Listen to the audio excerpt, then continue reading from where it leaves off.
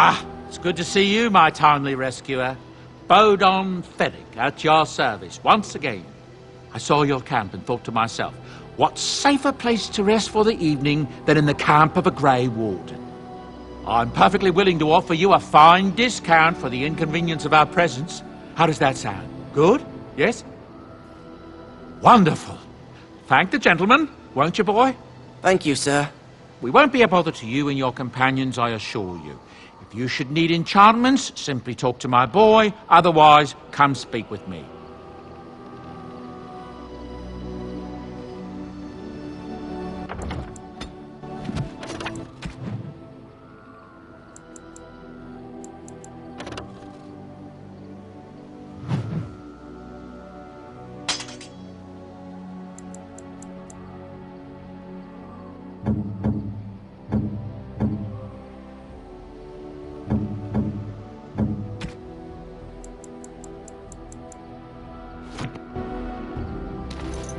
You and your friends are formidable folk, indeed. It's good to have you along on the road.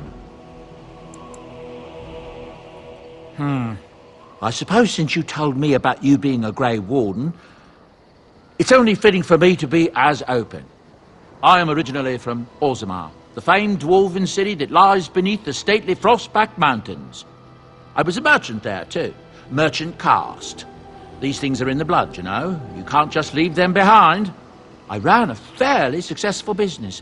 Rare artifacts, you know. Old things, grand things. The nobles loved them.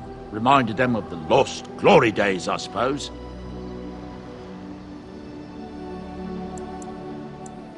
Our kingdoms once spanned the length of Thados, from majestic Orzammar to Kal Sharok to glittering Darmalin far to the west. They say the gold and silver veins ran so thick through the stone of Darmalin that the entire city sparkled. The Darkspawn took it all, of course. One by one, the old Tigers fell, and then all that was left was Orzammar. But we were talking about how I ended up here, weren't we? One day, a noble woman came to my stall. She looked around for a bit and then started shrieking in dismay. Apparently, she believed that a pair of braces I had for sale once belonged to her brother. He'd been lost in a cave-in, you see, while on an expedition to clear out the Darkspawn from one of the tunnels running close to the city. They were made specially for him. They're unique, she shrieked. He stole them from my poor brother's corpse. She had me arrested on the spot, of course. Nobles, they're touchy like that. Well, I didn't steal them. You see, I'd been paying these castless thugs to venture out into the deep roads for me. The lost Tigers, they're full of things that people left behind. Sometimes you can find a treasure, something worth a little gold. The noblewoman, she wasn't too happy with the theft of her brother's braces. I don't know what they planned for me, and I didn't want to find out. Bribed the guard that was watching me and took off for the surface first opportunity I got. Never looked back.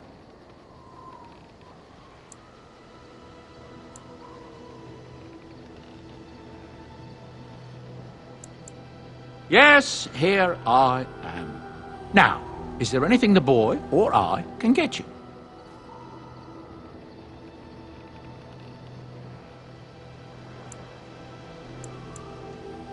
Ah, yes. I'm married to a fine woman back in Denerim, it's true. She'd give me a son if she could, but that's not likely to ever be. Sandal here. I found him in the deep roads years ago. Abandoned, I think, and he was never quite right in the head. I took him in, and I brought him with me when I came here to the surface. He may not be my blood, true, but I think of him as one. We left Orzammar. That's right, boy. Maybe one day we'll see it again.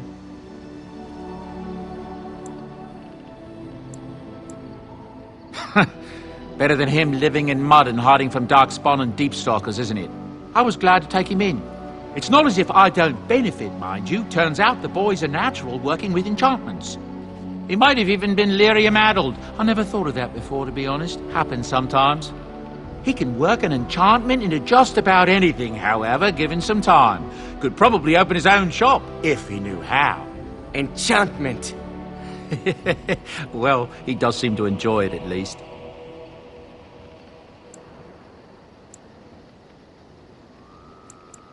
I'm sure you'll be pleased with the goods my boy and I have collected, and with your discount.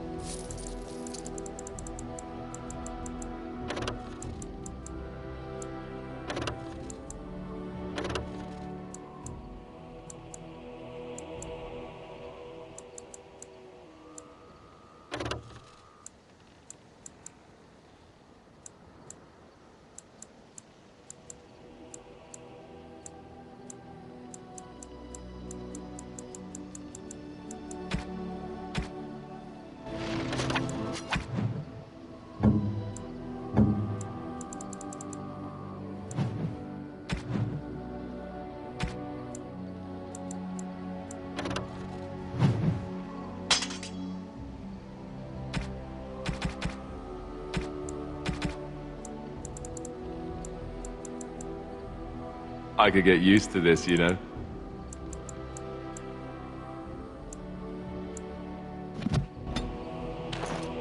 Something you need? I'm sure either my boy or... I'm sure...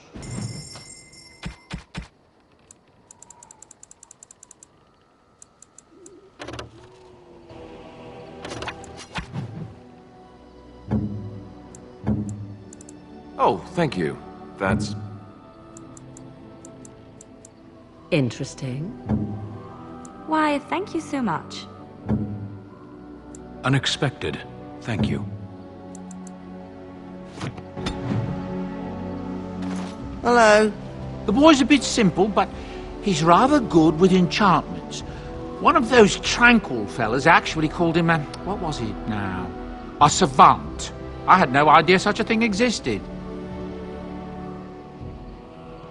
He can fold lyrium into almost any weapon or piece of armor, though naturally some of the more extravagant materials will take more lyrium than others. It's a process that some of the master smiths back in Orzammar will perform, but my boy here is just as adept at it. Isn't that right, boy? Enchantment! And there you have it.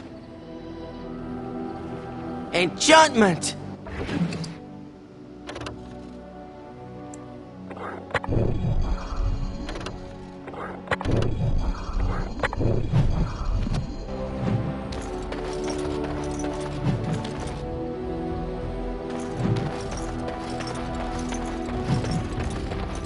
I await your command. At times, perhaps. A world full of people and buildings and things was all very foreign to me. If I wished companionship, I ran with the wolves and flew with the birds. If I spoke, 'twas to the trees.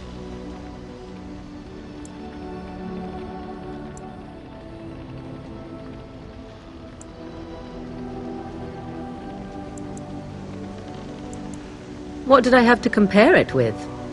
In time, I began to wonder, of course.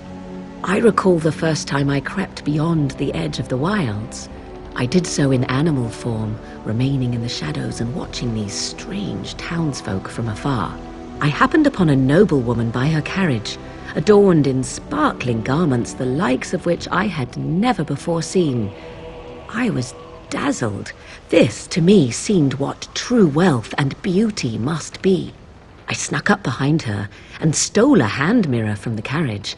'Twas encrusted in gold and crystalline gemstones, and I hugged it to my chest with delight as I sped back to the wilds.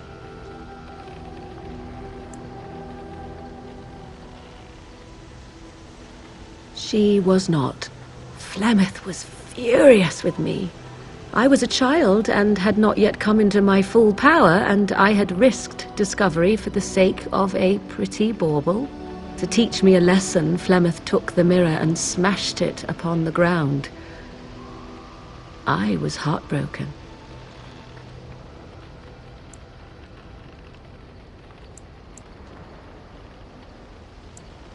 And a foolish one. Flemeth was right to break me of my fascination. Beauty and love are fleeting and have no meaning. Survival has meaning. Power has meaning. Without those lessons, I would not be here today, as difficult as they might have been.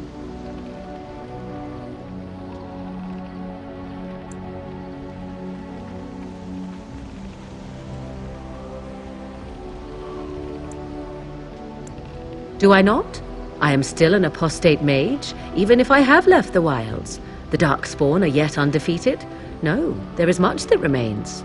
To return to your original question, perhaps my time in the wilds was indeed lonely, but such was how it had to be. I find myself at times wondering what might have become of the girl with the beautiful golden mirror, but such fantasies have no place amidst reality.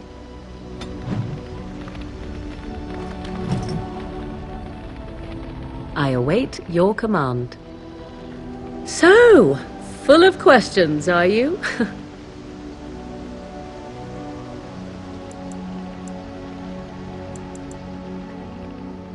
I was not born such. 'Tis a skill of Flemeth's, taught over many years in the wilds. The chastened have tales of we witches, saying that we assume the forms of creatures to watch them from hiding.